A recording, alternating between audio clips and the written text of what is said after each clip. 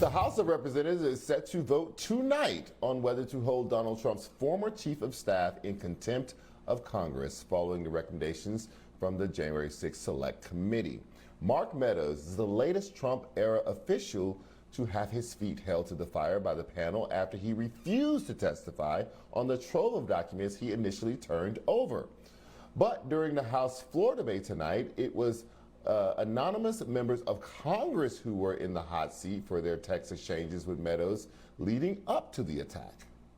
On November 4th, a member of this body wrote to Meadows, "Here's an aggressive strategy.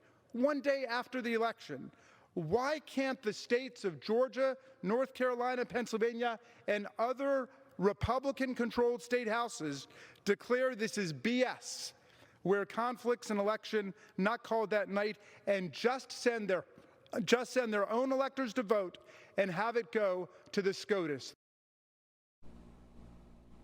Members of Congress and the former chief of staff even text about Trump's desire to have the vice president overturn the election results.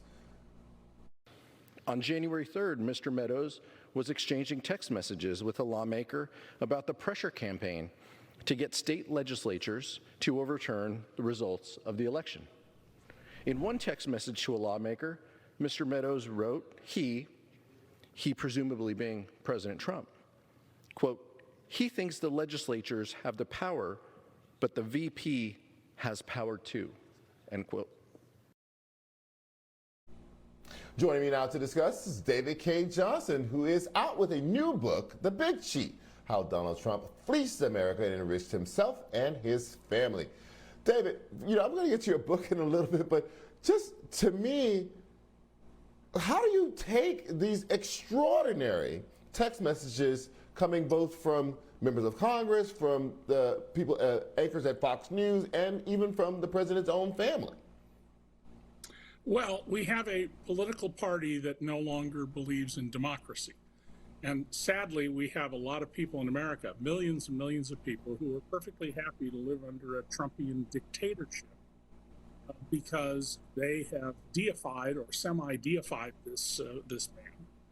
And you're seeing here something that we were warned about 50 years ago. There were articles when I started out as a reporter in the late 60s saying that the demographics of America were changing and the Republican Party had to change or it didn't have a future. Well, the time period was 2020, and we're here 50 years later. The Republicans can't change. They're a minority party. They're terrified of people of color, of women who don't know their place. So they are doing everything they can to stay in power as a minority, which is inherently anti-American and undemocratic. So let's turn to your book, because I think it's part and parcel of the same thing. He is being allowed to get away with things that, we thought that the guardrails would prevent people from getting away with. In your new book, you say that, $1.7 billion flowed to Trump and his family while he was in office just for those 4 years. Explain how this happens and how we have no control, or seem to have no control, to rein this in. Well, every president before Donald Trump, whether you liked them or hated them, did what they thought was best for the country. Donald comes along. He doesn't believe the rules apply to him. He believes he's special. He has been saying since the 80s that he alone is the only person who is competent to be president. Everybody else is an idiot. And believing the rules don't apply to him, he ignored the idea that the presidency is a public trust and that your obligation is to look out for the welfare of the country, as in your oath of office. Instead, less than an hour after taking the oath of office, Donald Trump began grifting. He signaled by stopping his motorcade between the Capitol and the White House in front of the hotel that he had just opened in D.C., the Trump Washington Hotel. The family got out, took a 2-minute turn on the street, that if you want a favor from the Trump administration, you will first pay tribute to Donald Trump. And it was just the Trump organization that took in the $1.6 billion plus. Jared Kushner's family got all sorts of other deals that enriched themselves. And by the way, on Inauguration Day in 2017, not one of the television stations, not one major newspaper pointed out where the motorcade stopped. But I assure you, every lobbyist, every favor seeker, every foreign diplomat knew exactly where it stopped, and they got the message. Pay tribute to Trump if you want something from his administration. The White House is for sale. You also write in the book that Trump raised more than $250 million for the Stop the Steal campaign during his last days in office, and only a portion of that went to the so-called fraud 2020 election lawsuits. So first of all, where did that money go?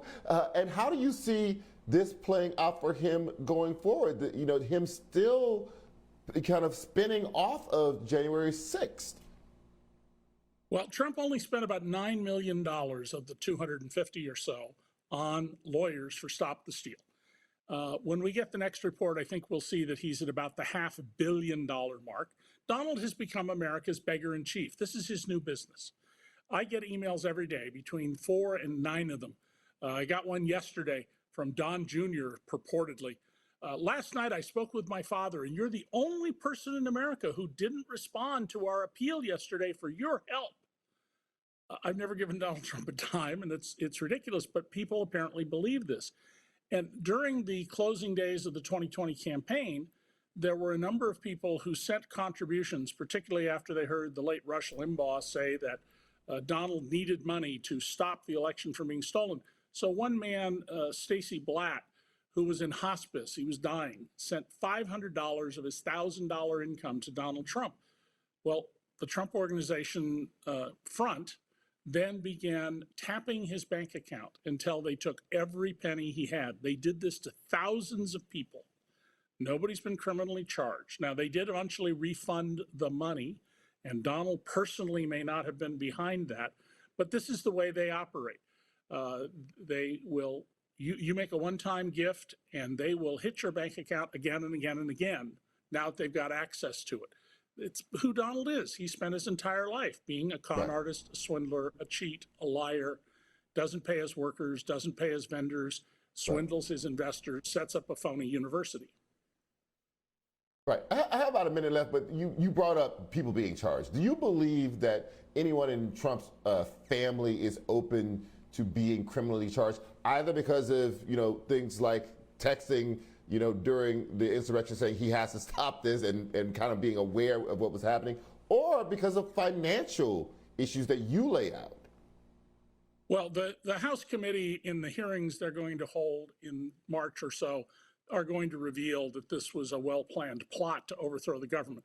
Donald will be indicted by the Manhattan grand jury, probably on a New York State racketeering charge.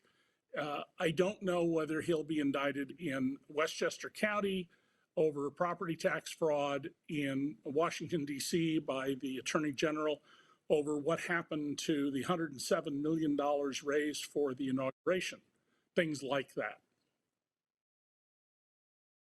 David Cay Johnston, thank you so much for joining us tonight. Really appreciate it.